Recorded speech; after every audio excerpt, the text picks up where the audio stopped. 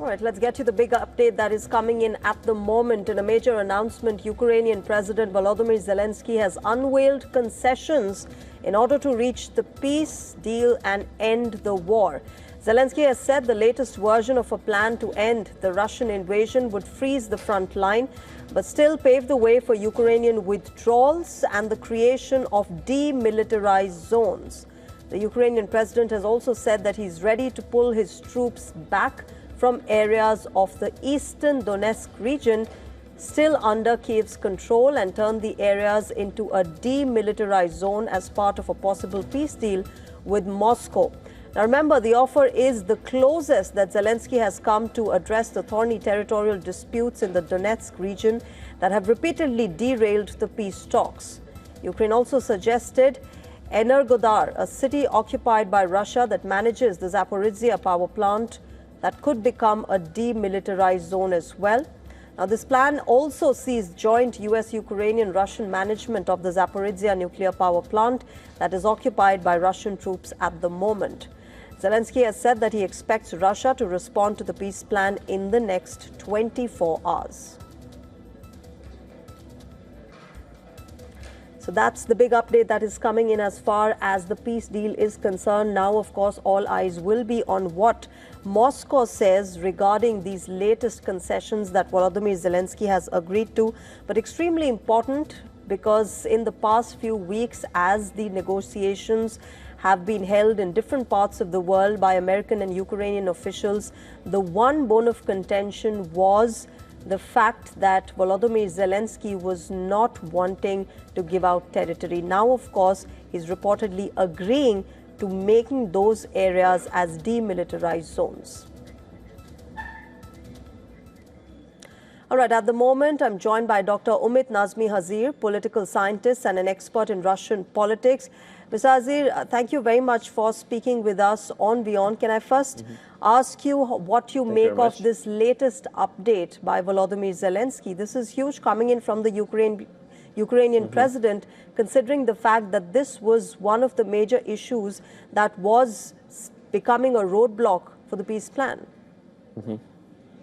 Yeah, it has been one of the issues because Russia and Ukraine have different positions in terms of the territorial claims of Russia, because Russia is targeting to capture all Donetsk region, but so far Russia has captured 70% of Donetsk, but it is the main target of Russia to capture all Donbas and Donetsk regions. I also would like to remind of that Donbas region includes Donetsk and Lugansk oblasts, and Russia so far captured all Lugansk, but Russia has been unable to capture all Donetsk region because 30% of Donetsk remains under the control of Ukraine, and there is a strong front in Donetsk region, and some military experts claim that Russia can capture the rest of Donetsk region. In case Russia is successful, it will take a couple of years. On the other hand, Russia doesn't accept the rest of the Donetsk region will remain under the control of Ukraine. That's why actually probably United States offer the establishment of demilitarized zone, but I'm not totally sure whether Russia will accept or not, because since the war started, one of the main targets of Russia is to capture all Donetsk region.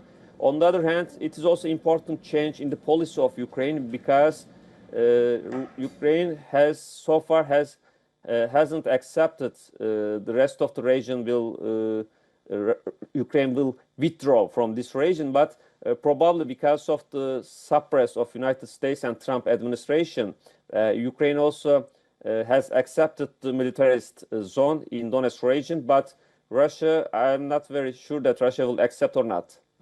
Dr. Hazir, this is what I was coming to next. The fact that now all eyes will be on Moscow and Vladimir Putin as to how they respond to this latest concession that has been given in by President Zelensky.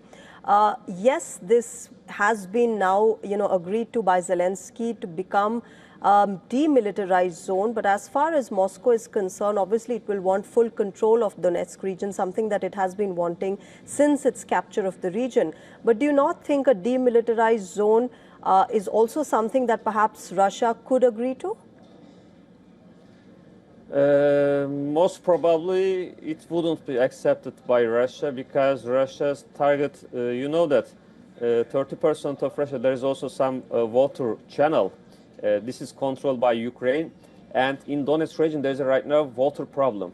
And Russia, that's why one of the reasons that Russia is targeting to capture the rest of the Donetsk, which includes channel, especially water channel, because otherwise the problem in Donetsk in terms of the water will be continue. That's why it is one of the reasons why Russia wants to capture the rest of the Donetsk. And other reason is that in order to demonstrate in domestic policy by the Kremlin, Russia wants to have narrative, successful narrative, in order to convince the Russian society. If Russia can capture all Donetsk, the Kremlin will demonstrate that we almost achieve our targets in most of targets in the Ukrainian war, and we are successful. That's why it is important for Russia to capture all Donetsk and all Donbas region.